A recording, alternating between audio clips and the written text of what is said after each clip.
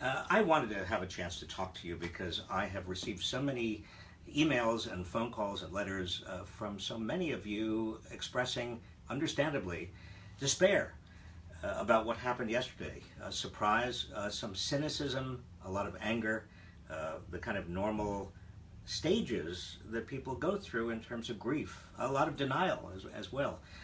And so I thought it might be possibly useful, and I hope it is, if I just said a couple of things. First of all, many of you are angry with the Democrats and the Democratic National Committee. I get it. I am too.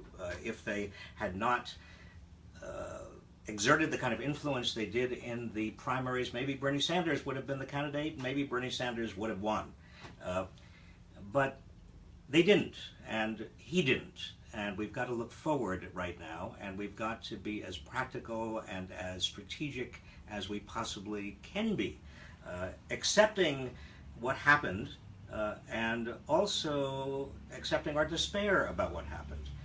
You can be upset, you can be angry, but I think it's also important for us to, after a decent pause where we kind of recollect ourselves and assimilate all of that, we move forward. We think about what needs to be done right now.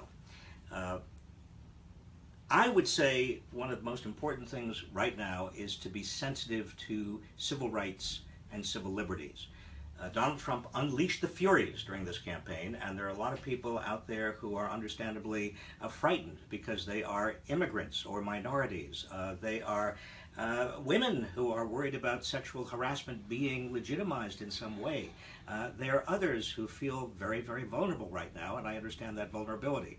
And it is incumbent on all of us to be extra sensitive to that vulnerability, to go out of our way to make sure that people are not bullied in the wake of this. And I have seen, not only in the United States, I'm old enough to have seen it, but I have seen historically and know about historically other instances where the mere fact that you have a prominent individual saying something is okay to do or say inspires others and releases out of the bottle that genie that should never be released out of that bottle. So all of us have absolutely a responsibility to be cognizant of others, to try to do as much as we can, even in our little orbits, to protect the vulnerable and to bring people together.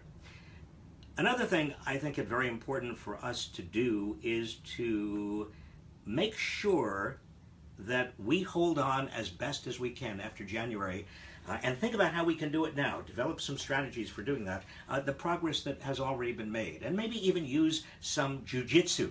The Republicans are going to want to and will have the votes to, for example, get rid of Obamacare. But there are so many millions of Americans who would be left out in the cold, who are dependent right now on Obamacare, and for whom health care is not nearly what it needs to be. In fact, a majority of Americans are paying more for premiums and co-payments and deductibles. So maybe this is an opportunity to get Medicare for all, or at least put Medicare for all on the table. Remember, Medicare is the most popular program in the federal government. When Obamacare was being suggested, a lot of conservatives went around with placards saying, "Don't touch my Medicare." So maybe a jujitsu move right now, thinking through what we could do in January, might be helpful. The same thing with the environment. Donald Trump says he doesn't believe human beings have caused global climate change. Well, obviously he's wrong, but maybe we can use this moment to make people even more determined to hold on to the Paris Accords, hold on to the EPA and what the EPA has accomplished so far, and explore other alternatives.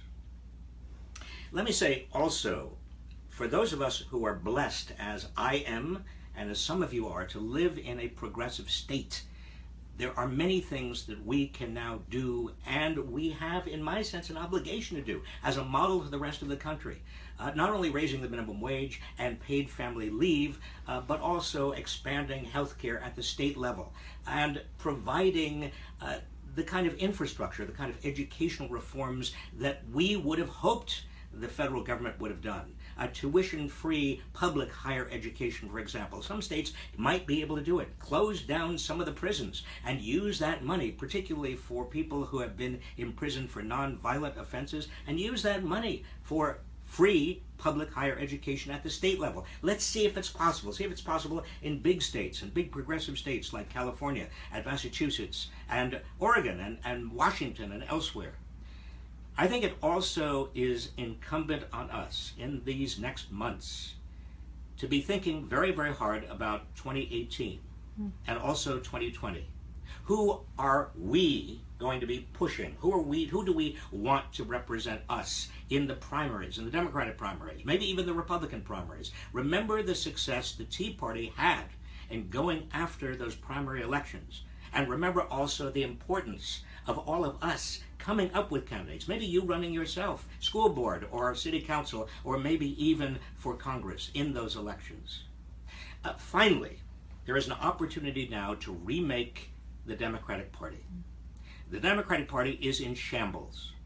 In fact, there is a lot of soul-searching going on, rightfully, justifiably so, in terms of what the Democratic Party is or should be. Maybe now is an opportunity, or over the next 6 months or 8 months, for us to suggest changes in which the Democratic Party is really representing more of the poor, more of the working class, is not just a party that goes after the white swing vote in the suburbs, is not just a party that goes after big money, but a party that actually is listening to most Americans, particularly sensitive to widening inequality, particularly sensitive to the corruption that widening inequality generates when you have huge wealth at the top that is being channeled and used in order to gain influence to get even more wealth.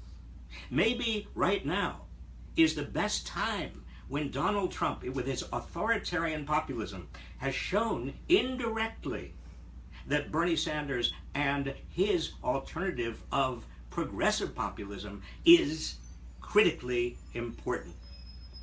So essentially what I want to say to you is I certainly understand your feelings. I share them. I woke up this morning feeling absolutely almost in despair. But there's a lot of work to do. Please do not fall into cynicism.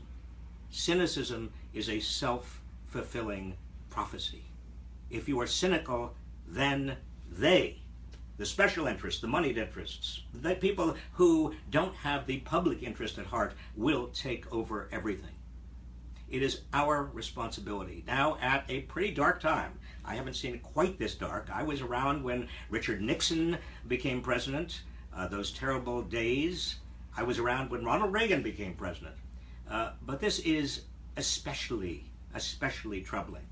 All I want to say to you is don't be cynical. We have great, great work to do, and we will do it.